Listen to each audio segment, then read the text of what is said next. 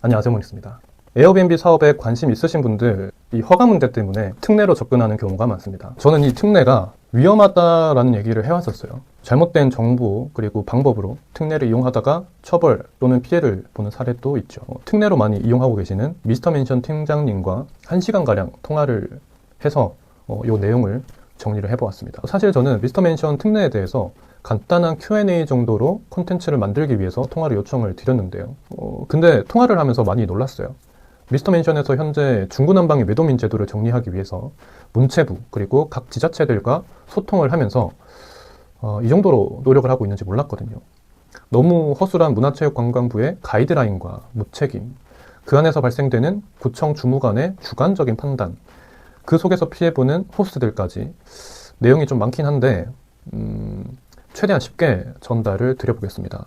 아마 많이 도움 되실 거라고 생각을 합니다. 간단하게 특례 제도에 대해서 설명을 드리겠습니다. 문화체육관광부는 과거부터 내국인 숙박을 법제화하려고 했었어요. 하지만 법제화를 위해서 다양한 이해관계를 충족을 해줘야 됩니다. 시행 전에 부작용이 있을지 없을지를 테스트해 볼 수 있다면 좋겠죠. 그리고 그 테스트 결과로 이해관계를 조금 더 쉽게 풀어낼 수도 있고요. 그 테스트가 지금의 특례 제도입니다. 이거는 말 그대로 테스트 중인 것이지 법제화된 사업이 아닙니다. 이 부분은 되게 중요한 내용이라서 뒤에 또 자세히 설명을 드리겠습니다. 외국인 도시민박업은 외국인을 대상으로만 영업이 가능한데 특례를 받으면 내국인을 1년에 180일 내에서 영업을 할 수가 있습니다. 이 특례는 여러 기업에서 허가를 받았는데 현재 대표적인 것이 위홈과 미스터 맨션입니다. 외도민과 비외도민이 있습니다. 외도민업은 구청의 허가사항을 충족시켜서 사업자를 받은 것이고 외국인을 대상으로 365일 영업이 가능한데 추가적으로 1년에 180일 이내로 게스트를 영업할 수 있게 만든 것이 특례입니다. 비외도민업은 구청의 허가를 받지 않고 특례를 받은 기업을 통해서 허가를 받아서 사업자를 내는 것입니다. 기존의 비외도민업은 내국인을 미스터 맨션 플랫폼만 이용해서 받을 수가 있었어요. 하지만 2월 4일자로 내 외국인을 에어비앤비 플랫폼을 사용해서 180일 이내로 받을 수 있게 되었습니다.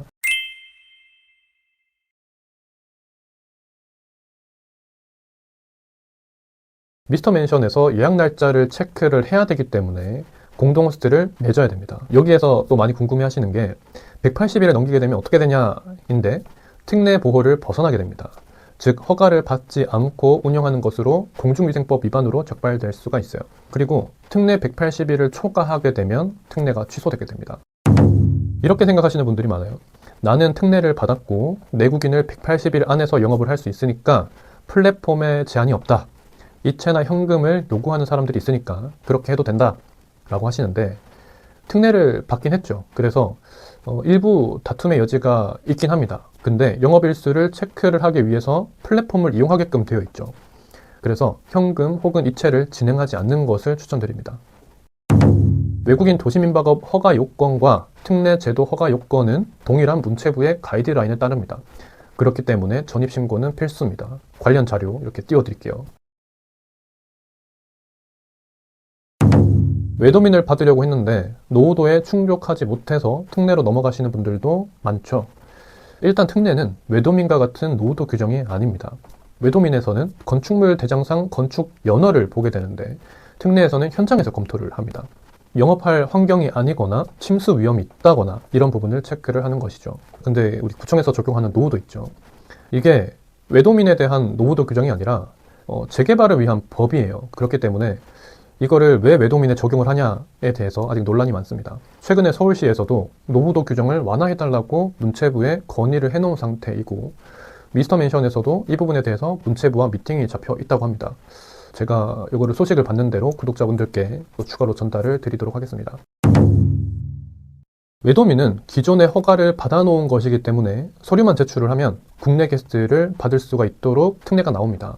하지만 비외도민은 기존에 실사를 받은 게 없죠. 그래서 미스터 맨션에서 별도로 현장 심사가 나오게 됩니다. 문체부의 관리 지침에 동의서는 공동주택에서만 해당된다라고 나와 있다고 합니다. 그래서 미스터 맨션 특례는 이 지침에만 따르고 있는데 여기서 공동주택이란 아파트, 연립, 다세대라고 합니다. 다가구 주택에서도 에어비앤비를 많이 하시는데 다가구 주택은 공동주택에 해당되지 않는다라고 합니다. 그래서 타세대 동의는 다가구 주택은 제외되게 됩니다. 여기까지가 특례에 대한 설명이었습니다. 다음은 많이들 하시는 오해 그리고 진실은 어떻게 되는지 말씀드리도록 하겠습니다.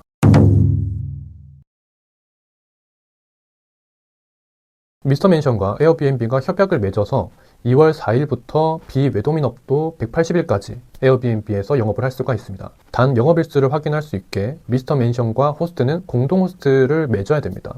그러면 예약 현황들을 미스터맨션에서 볼 수가 있죠. 그리고 반드시 에어비앤비 숙소 설명에다가 본 숙소는 미스터맨션 특례를 적용을 받아 내국인 공유숙박 합법업체로 등록되어서 운영되고 있습니다. 라는 문구를 작성을 해야 됩니다. 미스터맨션 못 믿는다 라고 하시는 분들이 많다고 하던데 이 부분에 대해서는 각 서울 25개 행정구, 부산 15개 행정구의 문화체육관광부 공문을 근거로 지자체에 모두 발송을 했다고 합니다. 그러니까 믿으셔도 될 것 같습니다. 기존 다른 특례 업체에서 원룸 혹은 1.5룸을 많이 허가내줘서 문제가 있었죠. 특례는 대부분 외국인 도시민박업을 기준을 따릅니다. 그래서 원룸 혹은 1.5룸을 허가받았다 하더라도 원래 불가능한 형태이기 때문에 적발될 시에 위반으로 보호를 받을 수가 없게 됩니다. 그러니까 투룸 이상을 해야 되고 주택만 할 수가 있는 거죠.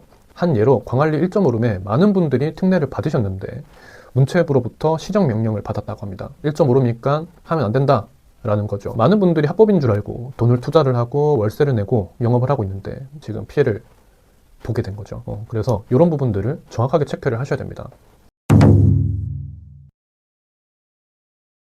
특례는 기업에서 2년마다 연장을 할 수가 있고 최대 4년까지 진행된다고 합니다. 특례 기업의 권한이 회수된다고 해서 호스트가 받은 특례가 취소되거나 그러진 않습니다. 하지만 문제는 이 특례가 보장된 기간은 또 없다라는 겁니다.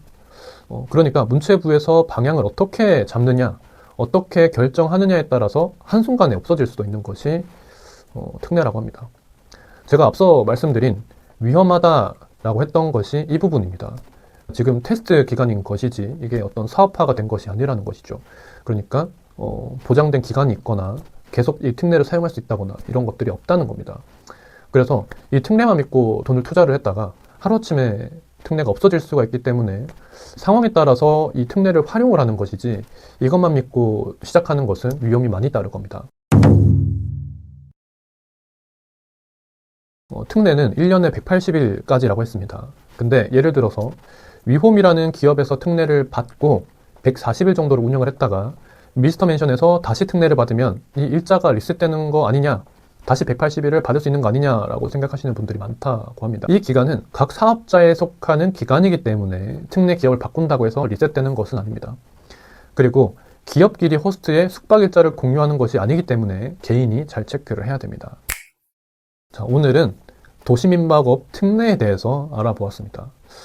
제가 미스터맨션 팀장님과 통화를 하면서 느낀 것은 아직도 외국인 도시민박업에 대한 세세한 가이드라인이 굉장히 부족하다라는 겁니다. 문체부에서 이 세세한 가이드라인을 만들고 그래서 그 가이드라인을 각 구청에 전달을 하고 그 가이드라인을 기준으로 주무관 분들이 객관적으로 사항을 판단을 해줘야 되는데 그렇지 못하다 보니까 왔다 갔다 하는 규정에 많은 분들이 피해를 보고 있습니다. 공무원분들 입장에서 일을 적게 하고 싶은 것은 이해를 합니다. 저도 회사원일 때 최대한 일을 안 하는 게 이득이라고 생각을 했으니까요. 하지만 많은 사람들이 이 외도민에 관심을 갖고 있고 절실하게 도전하고 있는 만큼 조금 더 노력을 해준다면 그만큼 혼란을 줄일 수 있을 거라고 생각을 합니다. 길고 자세하게 지금 현 상황에 대해서 설명해 주신 미스터맨션에 감사드리고 총대 메고 가이드라인을 구체화하기 위해 노력해 주시는 점도 감사드립니다. 미스터맨션과 기회를 만들어서 한번 인터뷰를 진행을 하고 더 많은 정보를 전달 드리도록 하겠습니다. 많은 내용을 좀 쉽고 간단하게 전달 드리느라 다소 생략된 부분은 있지만 아마 이해하시는 데는 문제가 없을 거라고 생각을 합니다. 외도민을 준비를 하시는 그리고 운영 중이신 분들께 조금이나마 도움이 되셨으면 좋겠습니다. 그러면 다음 주 더 좋은 영상으로 찾아뵙겠습니다. 감사합니다.